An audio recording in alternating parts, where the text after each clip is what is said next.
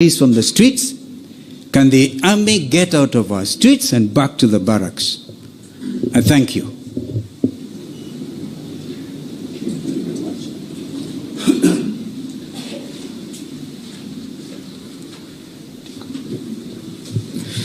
Thank you, Your Excellency, former Vice President. I now have the honor to invite the former Prime Minister, Your Excellency, Honorable Raila Odinga, to give his remarks, and thereafter invite His Excellency the President.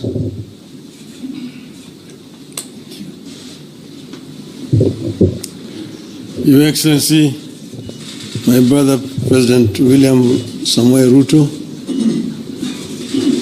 all distinguished ladies and gentlemen who are here this morning,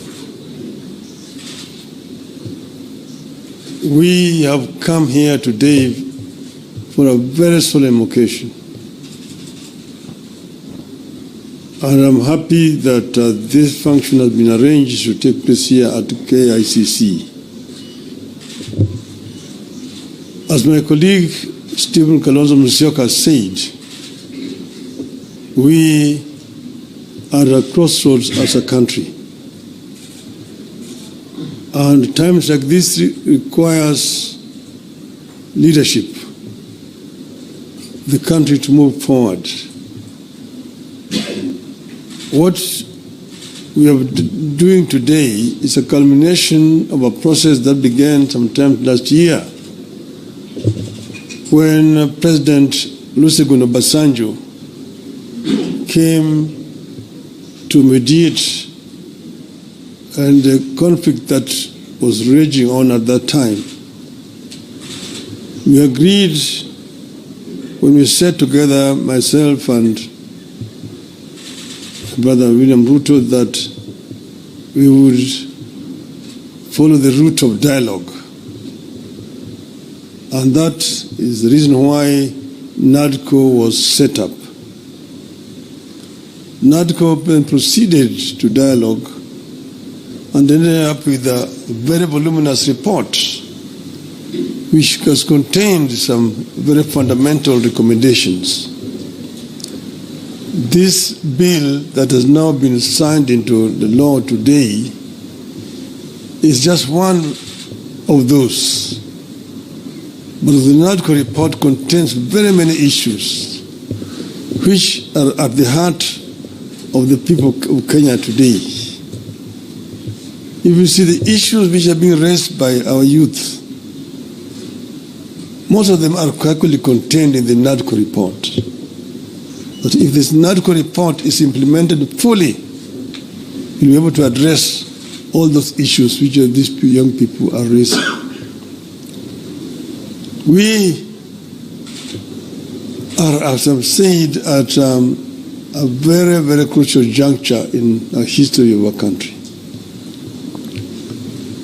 Our country has moved forward. There have been highs and lows in our history of 61 years. We needed to move forward.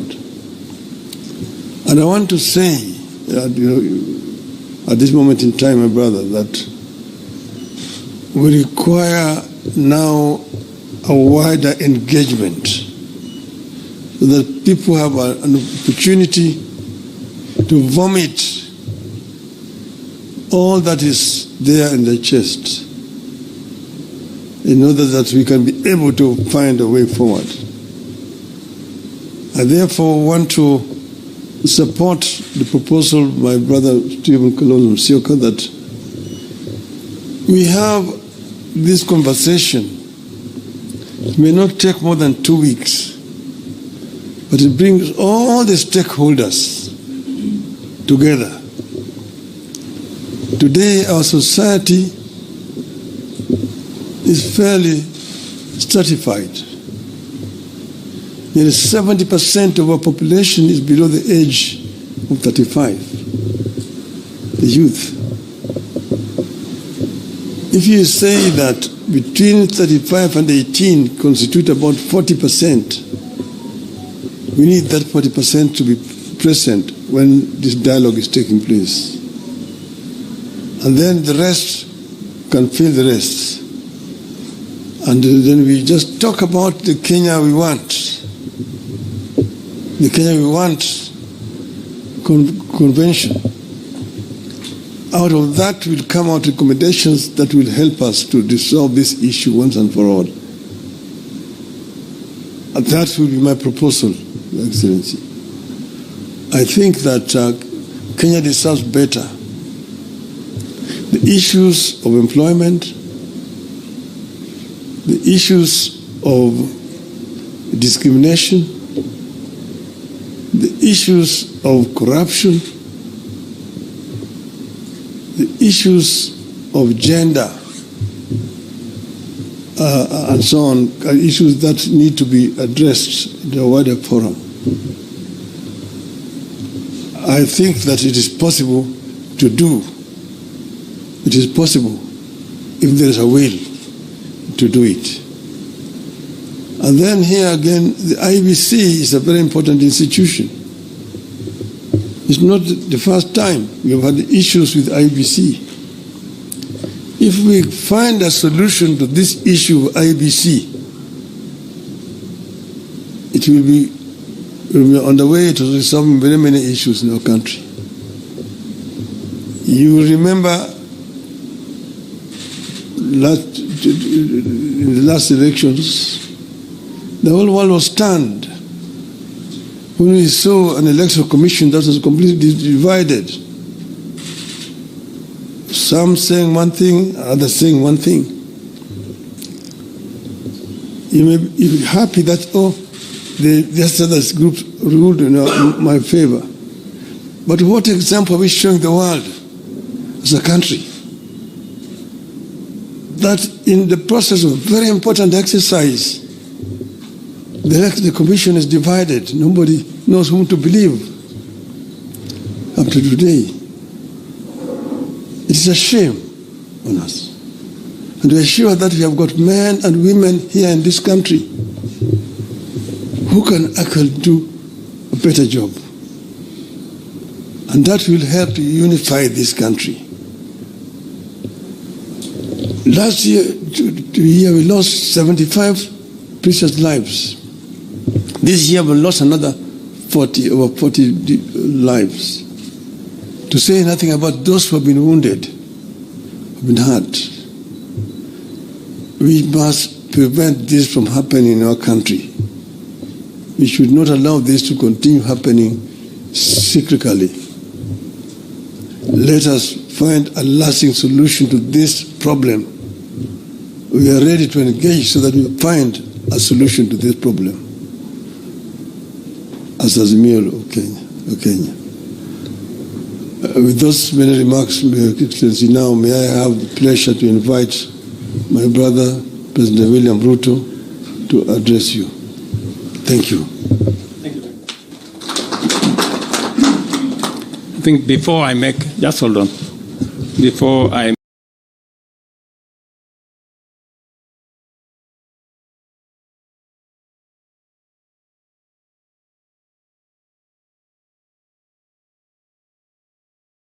some remarks. I have listened very carefully to the leaders who spoke as it should be. But let me ask my deputy to make a few remarks so that I can conclude.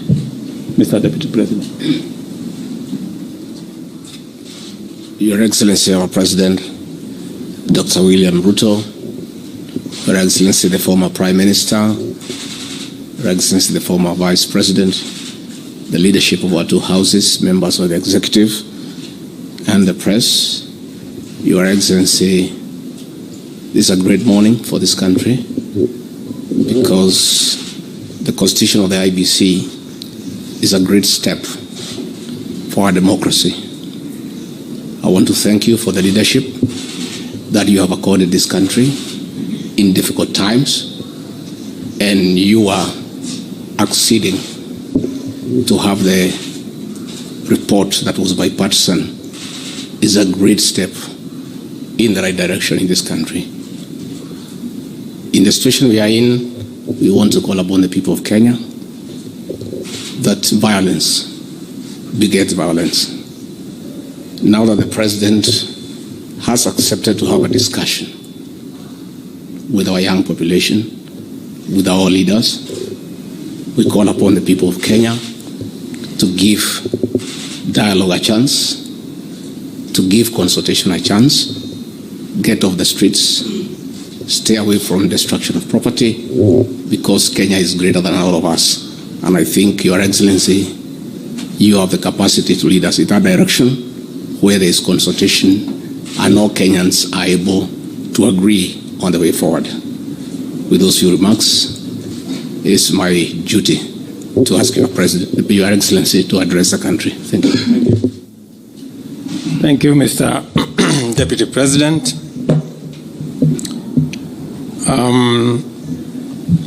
Your Excellencies, Mr. Vice President, former Prime Minister, former Vice President, the two speakers of our National Assembly and Senate, leaders of majority, fellow leaders present here. Welcome to this occasion. The National Dialogue Committee, established last year, resulted from the closing of ranks across the political divide to forge consensus on a number of priority national issues, including the reconstitution of the IEBC. Today's assent of the IEBC Amendment Bill therefore marks a significant step in the actualization of one of the recommendations of NADCO and testifies to our country's ability to navigate difficult, complex, and sometimes divisive issues that could undermine our national cohesion, undermine our stability and security if we leave it unattended. The signing of this bill paves way for the establishment of the selection panel for the appointment of IEBC commissioners. The IEBC remains a cornerstone of our democracy, responsible for overseeing regular elections at various levels, and on the overall, ensuring that our electoral cycle is managed transparently and administered in an impartial, neutral, efficient, accurate, and accountable manner. I concur with leaders who have said there must be professionalism and integrity as part of the cardinal principles of the men and women who will be charged with the responsibility of overseeing our elections. The spirit of NADCO is the spirit of unity, bipartisanship, and consensus building, values which have helped our nation overcome its most challenging moments. Even as I assent to this bill, I look forward to supporting and facilitating any other outputs of the national consensus that was NADCO to ensure that Kenya moves forward and with as many hands on deck as is possible. The leadership of Parliament, both on the majority and minority sides, have heard what the leaders here have said, and they should proceed with dispatch and expedite the other recommendations that are contained in the NADCO report and process the necessary bills and interventions that are necessary for us to actualize the output of that report. Beyond NADCO, we are currently engaged in discussions as a country about our economy. As we know, the country has faced a series of economic shocks, including COVID-19 pandemic, globally high interest rates, and devastating droughts and floods, events which have impacted negatively on our economy and our capacity to secure resources for development and to also meet our debt service obligations. In the last 2 years, we have put in our best efforts to mobilize domestic and external resources to accelerate our economic program, pull the country back from the danger of debt distress, and set us on a path of economic transformation. These efforts have strengthened the Kenya shilling, reduced fuel prices at the pump, and lower the cost of living, including the cost of essential household commodities.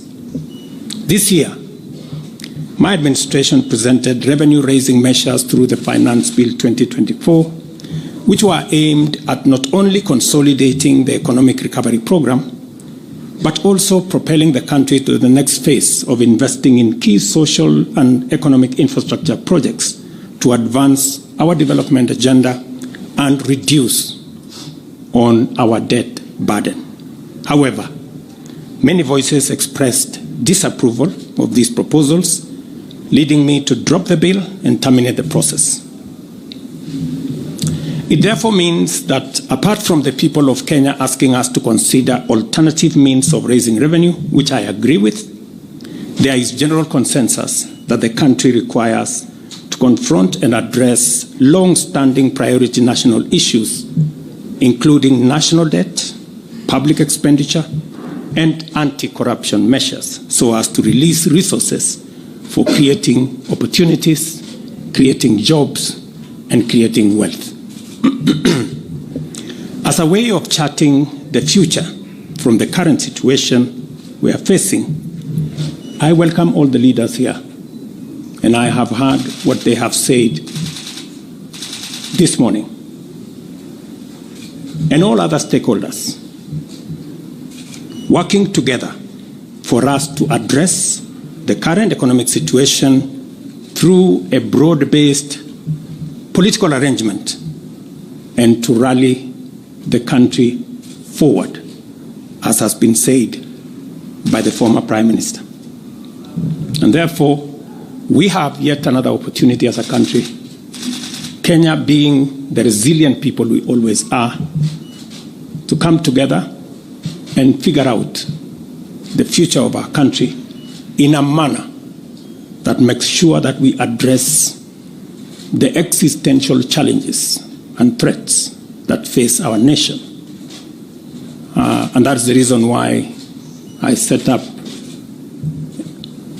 a committee to work and audit our debt, for us to interrogate our expenditure, and for us to work on anti-corruption.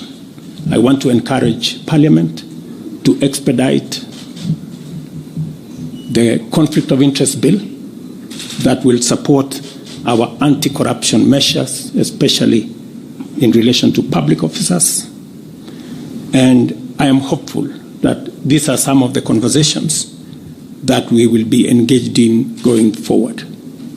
I am very confident that, as always, Kenya knows how to pull together, and leaders know how to come together in the best interest, not of individuals, not of parties, but the collective body of the Kenyan people.